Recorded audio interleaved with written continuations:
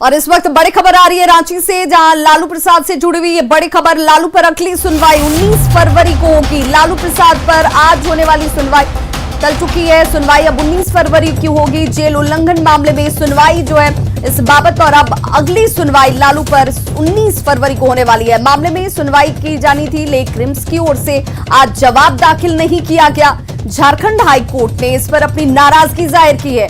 नाराजगी जताते हुए 19 फरवरी की मोहलत दी गई है कोर्ट की तरफ से, लेकिन झारखंड हाईकोर्ट की तरफ से नाराजगी जरूर जाहिर की गई।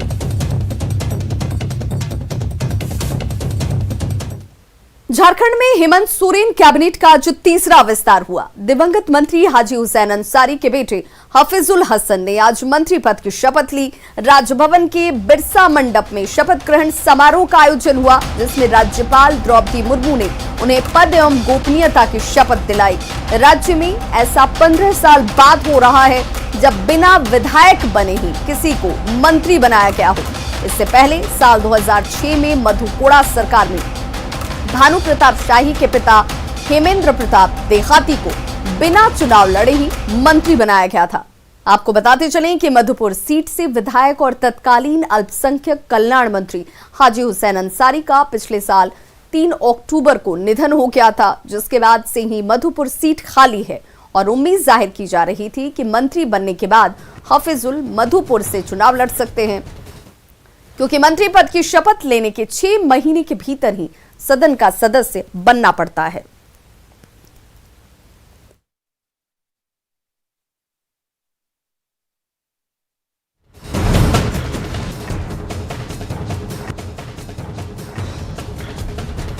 पद की शपथ लेने के बाद हफीजुल हसन से न्यूज 18 संवाददाता अविनाश कुमार ने खास बातचीत की। क्या कुछ कहा है हफीजुल हसन ने, सुनते हैं।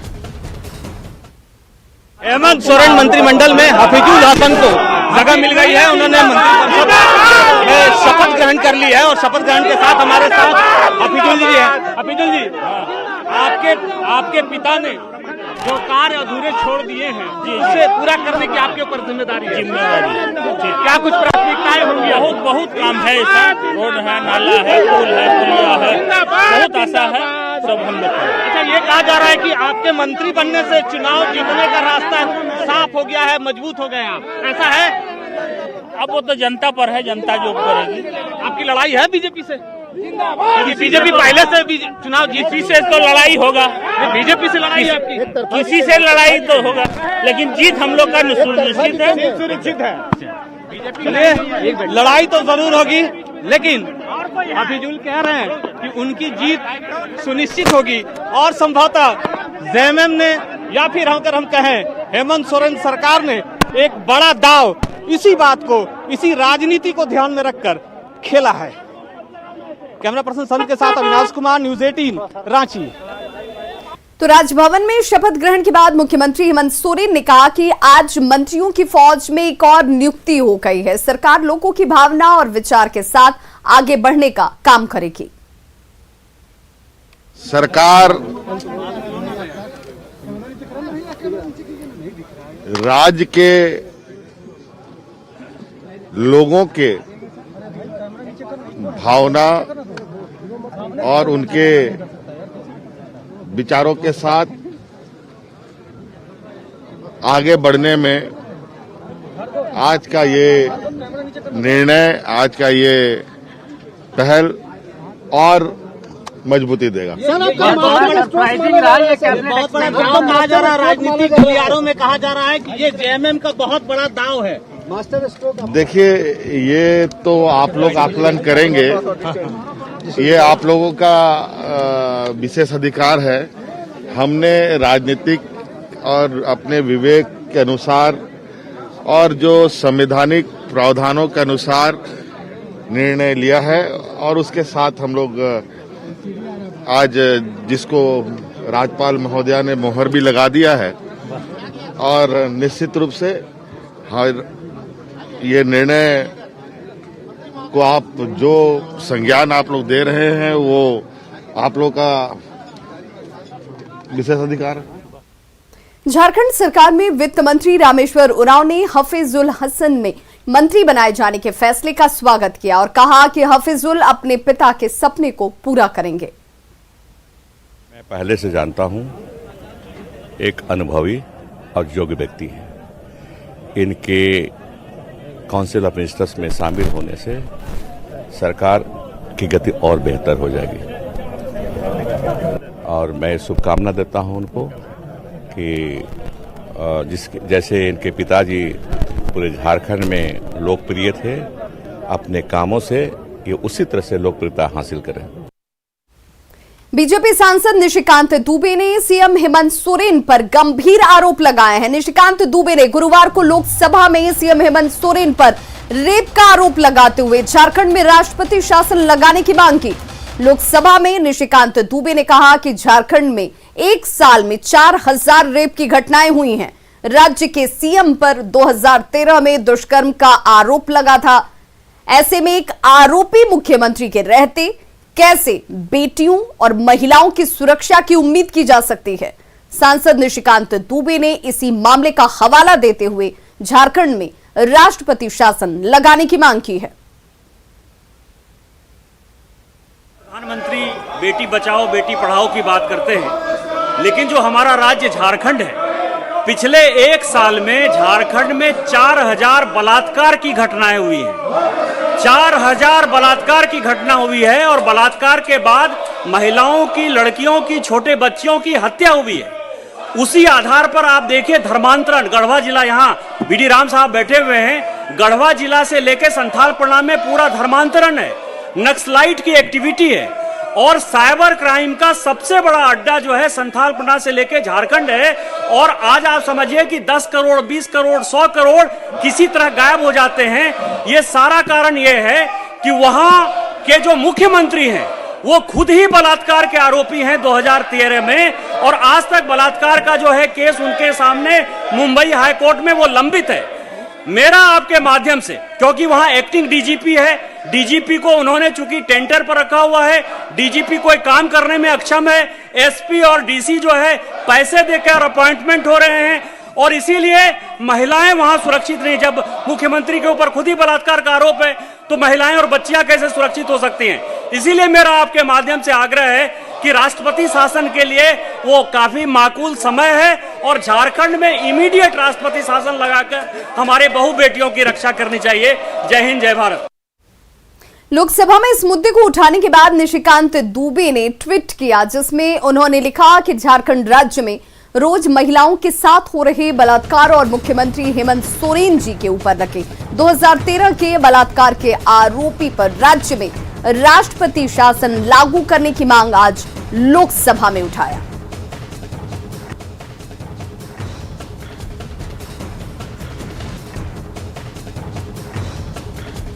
बीजेपी विधायक दल के नेता बाबूलाल मरांडी ने कहा कि केवल ट्वीट करने पर सीएम हेमंत सोरेन बीजेपी सांसद पर करोड़ों की मानहानि का केस कर देते हैं, तो फिर रेप का आरोप लगाने वाली महिला पर केस क्यों नहीं कर रहे। उन्होंने पूरे मामले की हाई लेवल इंक्वायरी की मांग की। साथ ही जांच रिपोर्ट आने तक हेमंत सोरेन को मुख्यमंत्री पद से इस्तीफा देने की भी सलाह दी। राज्य के मुख्यमंत्री और उनके ऊपर इतनी गंभीर आरोप लगे हैं तो उनके सामने एक तो जब उनके ऊपर गंभीर आरोप लगे हैं तो उनको रिजाइन करनी चाहिए और जब तक दोष मुक्त नहीं हो तब तक उनको मुख्यमंत्री पद पर नहीं रहना चाहिए और खुद स्वतः जांच के उनको संज्ञान लेनी चाहिए। जांच के लिए मध्य प्रदेश क्या कहते हैं महाराष्ट्र गवर्नमेंट को लिखे और थाना में एफआईआर हो बाजाबता उनके विरोध में, लड़की के विरोध में, और उस पर पूरे मामले की जांच कराए, वो दोष मुक्त हो जाए तो हम लोग कुछ भी नहीं कहेंगे। झारखंड में मजदूर और गरीब वर्ग के लोगों को उनके मोहल्ले में ही बेहतर इलाज मिल सके, इसके लिए अटल मोहल्ला क्लिनिक की शुरुआत की गई थी। यहां लोगों को दवा के साथ जांच की सुविधा दी गई थी, लेकिन न तो इसमें मरीज आ रहे हैं और न ही दवाओं के साथ जांच की ही कोई सुविधा मौजूद है। रांची के खादगढ़ा अटल क्लिनिक का जब न्यूज 18 की टीम ने जायजा लिया तो वहां डॉक्टर और नर्स तो जरूर मिले, लेकिन मरीज नदारद रहे। झारखंड की पूर्व की भारतीय जनता पार्टी की सरकार ने मोहल्ले में ही लोगों को इलाज की सुविधा मिले, इसके लिए अटल क्लिनिक की शुरुआत की थी। लेकिन आज है कि अटल क्लिनिक किस तरह से चल रहा है ये जानने की कोशिश के लिए अभी हम पहुंचे हैं खादगरहा बस स्टैंड के अटल क्लिनिक में और दिखलाने की कोशिश कर रहे हैं कि किस तरह से एक भी मरीज यहाँ पर अभी नहीं है। चूँकि इसका जो समय दिया गया है वह है सुबह 8 बजे से लेकर 10 बजे तक और फिर शाम में 6 बजे से 8 बजे तक। ये व्यवस्था इसलिए की गई थी कि जो मजदूर वर्ग के लोग हैं या फिर जो काम करने वाले लोग हैं वो काम पर जाने से पहले अपनी जो बीमारी है वो दिखला लें, ताकि समय रहते उनकी रोगों की पहचान हो जाए और उनका इलाज हो जाए। लेकिन आप देख सकते हैं कि किस तरह से अभी जो डॉक्टर साहब हैं वो यहाँ पर जरूर आए हुए हैं। यहाँ पर आप जैसे डॉक्टर भी यहाँ पर हैं जो अनुभवी हैं, बावजूद इसके भीड़ क्यों नहीं है? ये कहना बड़ा मुश्किल है कि क्यों यहाँ लोग। पहली बात है कि ये बहुत अंदर में है, बहुत से लोगों को जानकारी नहीं है। इसका प्रचार प्रसार होना चाहिए ताकि लोगों को पता चले। एक बोर्ड वहाँ लगना चाहिए बस स्टैंड के गेट के बाहर में, ताकि लोगों को मालूम हो कि यहाँ अस्पताल भी है। बहुत लोगों को जानकारी नहीं है, इसकी वजह से भी नहीं आ पाते हैं। एक और भी बात जो है कि जो वादे किए गए थे, जो घोषणाएं की गई थी, कहा गया था कि आने वाले दिनों में जब अटल क्लिनिक चलना शुरू हो जाएगा तो यहाँ पर न सिर्फ दवाएं मिलेंगी बल्कि जो पैथोलॉजिकल जांच है वो भी यहाँ पर होगा। लेकिन आप देखिए कि यहाँ पर कुछ दवाएं जरूर है, यहाँ पर अपने कैमरा पर्सन से कहें कि दिखलाएं कि कुछ दवाएं जरूर है, लेकिन उसके अलावा और कोई व्यवस्था यहाँ पर नहीं है। अभी जांच की भी व्यवस्था है क्या? जांच का शुगर बीपी की जांच होती है। पैथोलॉजिकल टेस्ट के लिए जो कहा गया था कि यहाँ पर सैंपल लिया जाएगा फिर जांच हो जाएगा। जांच का तो ऐसे ये मलेरिया का पहले होता था, लेकिन अभी फिलहाल किट नहीं है इसलिए नहीं है हो रहा है। जहां तक पैथोलॉजिकल जांच की बात है तो इस अस्पताल में या फिर क्लिनिक में अभी तक पैथोलॉजिकल जांच नहीं शुरू हुआ है। तो ऐसे में समझा जा सकता है कि जो मोहल्ला क्लिनिक या जो अटल क्लिनिक जिस कंसेप्ट को लेकर खोला गया था वह अपनी उसे लक्ष्य को पूरा करता नहीं दिखता है। रांची के खादगढ़ा अटल क्लिनिक में डॉक्टर और नर्स तो थे, लेकिन मरीज नदारद नजर आए। वहीं जब हमारी टीम रांची के सीरम टोली पहुंची तो वहां पर क्या कुछ नजारा था, आप खुद देखिए। अभी हम आपको दिखला रहे हैं राजधानी के एक और अटल क्लिनिक का हाल। यह सीरम टोली का अटल क्लिनिक है। अपने कैमरा पर्सन से कहेंगे दिखलाएं कि किस तरह से ये अटल क्लिनिक जो है वो यहाँ पर चलता है। लेकिन जो स्थिति है अभी वो यह है कि ताला बंद है। यहाँ पर आप देख सकते हैं कि अटल क्लिनिक में ताला बंद है, यानी कि अभी जो 8 से 10 का समय है और अभी जो समय है, हाँ, जिस समय हम यहाँ पर पहुँचे हैं उस समय 10 नहीं बजे हैं और उसके बावजूद यहाँ पर ताला बंद है। यहाँ पर ना तो कोई डॉक्टर है ना कोई नर्स है। और जाहिर सी बात है कि जब क्लिनिक के गेट पर ही ताला बंद रहे, मोहल्ला क्लिनिक अटल क्लिनिक के गेट पे, तो ऐसे में फिर मरीज कहाँ से मिलेंगे, एक बड़ा सवाल है। राजधानी रांची जहाँ पर सभी व्यवस्थाएं स्वास्थ्य विभाग और सरकार बैठती है, उस जगह पे या फिर उस राजधानी के आसपास के इलाकों में मोहल्ला क्लिनिक या अटल क्लिनिक की यह स्थिति है, तो समझा जा सकता है कि पूरे राज्य में अटल क्लिनिक किस तरह से चल रहा होगा। उपेंद्र कुमार, न्यूज़ 18 रांची। तो राजधानी रांची की तस्वीर और हकीकत आपने देख ली अटल क्लिनिक की। हजारीबाग जिला लिए चलते हैं आपको, जहां पर 5 अटल क्लिनिक खोले गए हैं, जहां गरीब मजदूर और ग्रामीणों का इलाज किया जाता है। लेकिन अटल क्लिनिक में जो व्यवस्था होनी चाहिए अब तक वो यहां नजर नहीं आ रही। यहां पैथोलॉजी लैब नहीं है। कटमदाग प्रखंड के कूद पंचायत भवन में चल रहे अटल क्लिनिक का जायजा लिया संवाददाता राकेश कुमार ने। मजदूरों का इलाज गांव में हो जाए ताकि वो स्वस्थ रहे, इसको लेकर अटल क्लिनिक की स्थापना की गई। हजारीबाग जिले में लगभग 5 अटल क्लिनिक है और इस समय हम खड़े हैं कटकमदाग प्रखंड के कूद पंचायत भवन में, जहां पर कि अटल क्लिनिक भवन चलता है। सुबह शाम आते हैं, ड्यूटी करते हैं, सबको दवा देते हैं, किसी को बिना दवा बिना लौटता नहीं है। तो यहाँ पे जो क्लिनिक के अंदर में तमाम व्यवस्थाएं मुकम्मल है। सब तो नहीं कहेगा, रूम में क्या रहेगा, जगह है और सब से सामान आया है, अलमीरा आया है, बीपी इंस्ट्रूमेंट सब आया है, आला सब आया है और सब सामान सब आया है। लेकिन अभी हम कहे कि बार अलमीरा दे दो तब हमको सामान लेंगे। एगो रूम हम लोगों को काम हो रहा था, एक रूम में काम में जो हो रहा था कैसे काम होता है। पैथोलॉजी लैब है यहाँ पे? नहीं, पैथोलॉजी लैब नहीं है और कोई ऑपरेशन का सिस्टम नहीं है। तो कैसे आप लोग कर पाते हैं पैथोलॉजी? किसी की पैथोलॉजी को रेफर करते हैं सदर अस्पताल में। तो आखिर यहाँ जो लोग आते हैं दिखाने, उनको हर हाल में भेजना ही पड़ता है बाहर? ये कैसे होगा? सबको थोड़ी जाने की जरूरत है। सर्दी खांसी आ गया तो उसको जाने की जरूरत नहीं है। पैखाना आ गया, ज़्यादातर पेट दर्द आ गया, तो ये सब तो प्राइमरी इलाज में कोई कमी नहीं है। कहते यहाँ के मुखिया हम सीधे जानने का प्रयास करते, बताइए क्या व्यवस्था है? प्राइमरी स्टेज का इलाज सर्दी खांसी बुखार है उसके लिए तो तत्पर है, लेकिन यहाँ जांच की सुविधा होनी चाहिए। जैसे गरीब मजदूर यहाँ पर है, मलेरिया हो जाता है बरसात में, टाइफाइड हो जाता है, इसके लिए अगर जांच की सुविधा हो जाए तो ये बेहतर होगा। अटल क्लिनिक तो खोल दिए गए लेकिन मुकम्मल व्यवस्था नहीं है और कमोबेश हजारीबाग जिले में लगभग 5 अटल क्लिनिक चल रहे हैं और कमोबेश स्थिति इसी तरह की है। जरूरत है सरकार को और स्थानीय स्वास्थ्य प्रशासन को इस पे पहल करने की और इसको मुकम्मल करने की।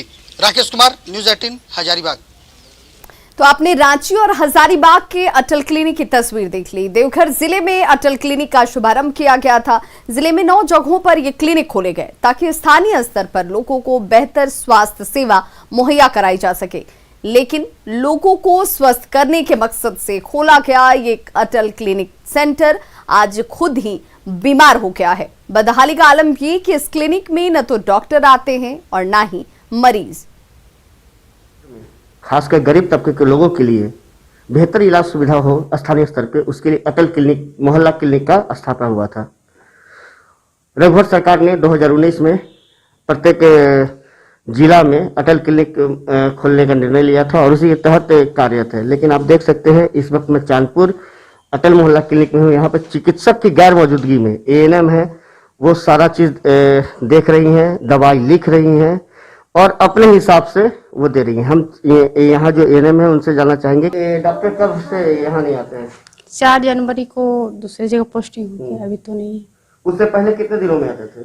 डेली आते थे सुबह शाम। अच्छा, उसके बाद और तो अभी कैसे दवाई लिख रही है? जो यहाँ पे जो आते हैं मरीज लोग तो उनका दवाई कैसे लिखती है? जो जनरली दवा है सर्दी खांसी ऐसे करके दे देते हैं और जो भी जांच वगैरह होता है कुछ ऐसा अगर हमसे नहीं हो पाता है सदर भेज देते हैं। होता है कि नहीं? यहाँ पे लैब है कि नहीं? नहीं, यहाँ लैब नहीं। डॉक्टर आते हैं कि नहीं? आते हैं लेकिन 4-5 दिन के बाद। तो परेशानी नहीं होता है? होता है सर। हमसे दवाई कैसे देते हैं? दवाई किस आधार पे देते हैं जब डॉक्टर नहीं है? तो हम जैसे कि बोल देते हैं कि हमको कुछ प्रॉब्लम, माथा दर्द है, खांसी है, बुखार है, उसके अनुसार देखते हैं। साफ यहाँ पर है कि डॉक्टर नहीं है, ANM के भरोसे सारा क्लिनिक चल रहा है। पूरे जिला में 9 जगह पर ये क्लिनिक खोला गया है। हम स्थानीय लोग से भी जानना चाहते हैं कि इस अटल क्लिनिक का कितना फायदा हो रहा है, उनसे हम जानना चाहते हैं। ये बताइए कितना फायदा होता है इससे? जिस व्यवस्था के लिए अटल क्लिनिक खोला गया है वह व्यवस्था संपूर्ण रूप से यहाँ उपस्थित नहीं है। चिकित्सक बहुत कम आते हैं, ANM के भरोसे जो है ये क्लिनिक चल रहा है। ऋतुराज सिन्हा, न्यूज़ 18 देवघर। टीवी पर पहली बार आ रहा एक अनोखा शो। नेटवर्क 18 की इस खास पेशकश बायजूस यंग जीनियस 6 फरवरी को शाम 7:30 बजे न्यूज़ 18 बिहार झारखंड पर देखिए 13 साल के जुनैरा खान को, जिसकी अपनी सॉफ्टवेयर डेवलपमेंट फर्म है।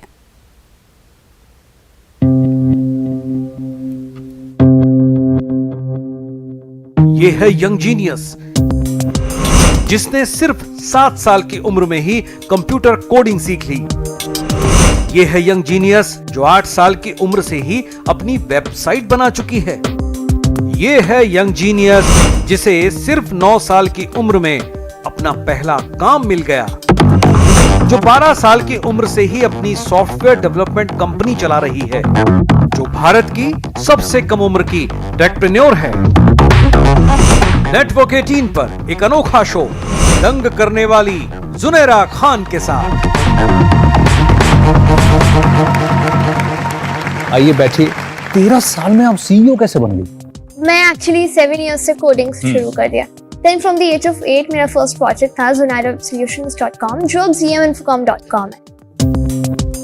जिसकी माँ उस वक्त हैरान रह गई जब सिर्फ 7 साल की बेटी ने कहा, माँ मुझे भी ट्रेन करो। जिसने कंप्यूटर की कई लैंग्वेज सीखकर बीटेक के छात्रों को ट्रेन करना शुरू कर दिया, जो कंपनियों की दिक्कतों को सुलझाने के लिए टीम मैनेजमेंट का ऐप भी बना चुकी है, जिसे दिल्ली पब्लिक स्कूल ने अपना डिजिटल एम्बेसडर बनाया है, जिसकी सॉफ्टवेयर डेवलपमेंट और कंसल्टिंग फर्म विनफोकॉम के पास कई बड़ी कंपनियों का काम है।